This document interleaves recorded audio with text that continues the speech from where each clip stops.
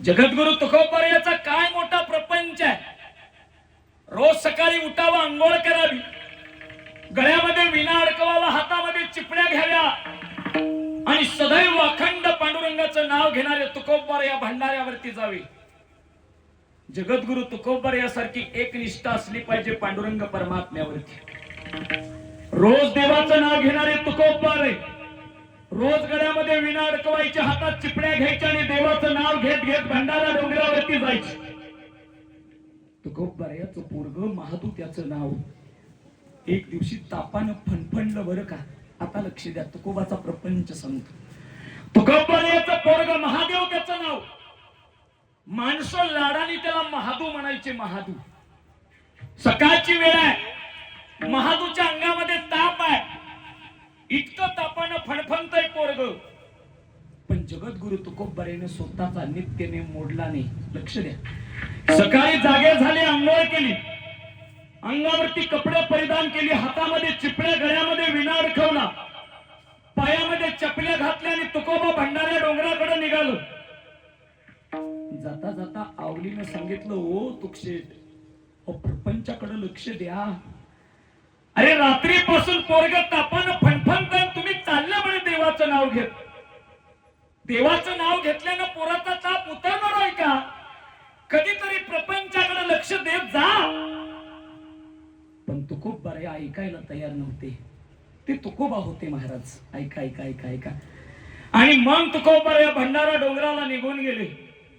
इकडं महादूच्या अंगात एवढा ताप भरलेला आहे, तापानं फणफणणारे पोरगा आता चक्कर येऊन पडलं. आवली साहेबांना आवाज केला, शेजारची माणसं गोळा झाली. शेजारच्या बाया गोळा झाल्या. प्रत्येक बाई आवली साहेबाला सांगायची, आवले, तुझ्या नवऱ्याला प्रपंच करता येत नाही तर कशासाठी लग्न केलं? अरे पोरं जन्माला का घालावी तर सांभाळता येत नाही. राग आला आवलीला.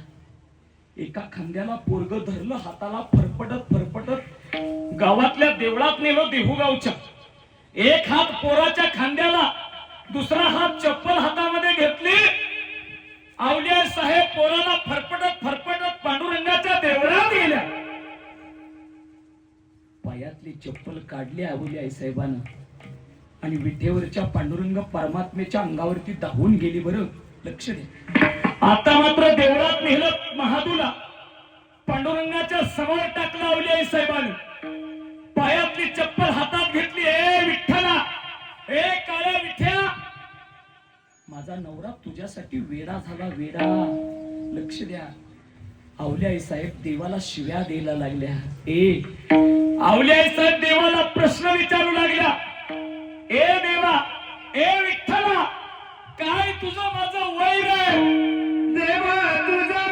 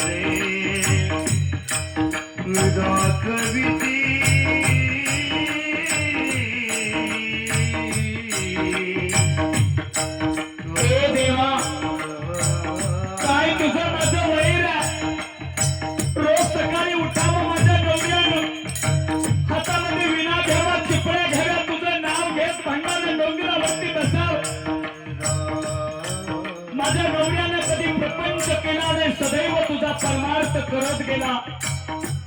आज माझं पोरग तापानं बेशुद्ध झालेला. आवलिया साहेबांना हातामध्ये चप्पल घेतली, देवाला उगारली.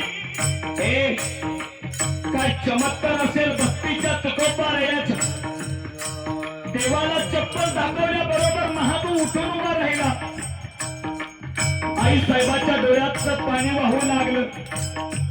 पण कोणीतरी पाटलाला सांगितलं गावाच्या, ओ पाटील, तुकोबारायाची पत्नी देवाच्या अंगावरती चप्पल घालून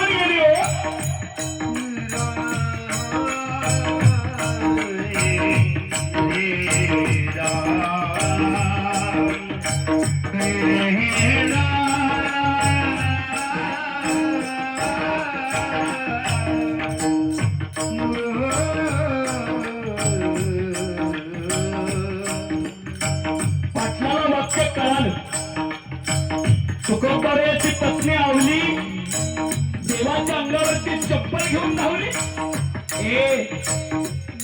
गावच्या पाटलाला राग आला, राग. गावच्या पाटलानं ग्राम सभा बोलावली.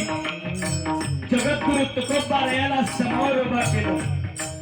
हो तुकोबा, लय ज्ञानाच्या गोष्टी सांगता बरं, पण तुमची बायको देवाच्या अंगावरती चप्पल घेऊन जाते. लाज वाटते का नाही तुम्हाला? विनम्र झाले तुकोबा. पाटील, हवं तर रावलीच्या बदल्यात मला क्षमा करा पाटील, परत नाही होणार असं. पाटील म्हणतात तुकोबा, आजपासून गावाच्या देवळात तुम्ही यायचं नाही, पांडुरंगाचं दर्शन तुम्ही घ्यायचं नाही. शब्द ऐकला आणि जगद्गुरु तुकोबारायांच्या डोळ्यातलं पाणी वाहू लागलं. तुकोबाराया देवाला सांगतात, हे देवा,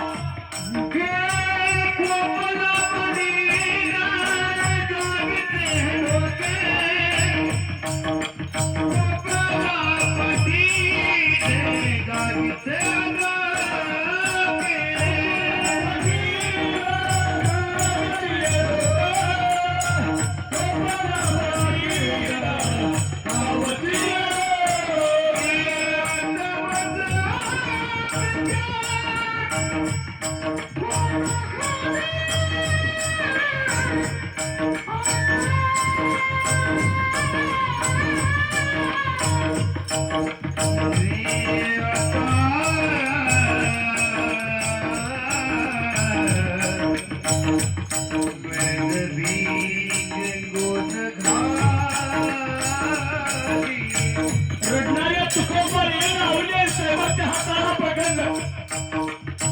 एका हातात पोरगं पकडलं, दुसऱ्या हातात बायकोला धरलं आणि तुकोबाराया आपल्या घरी आले.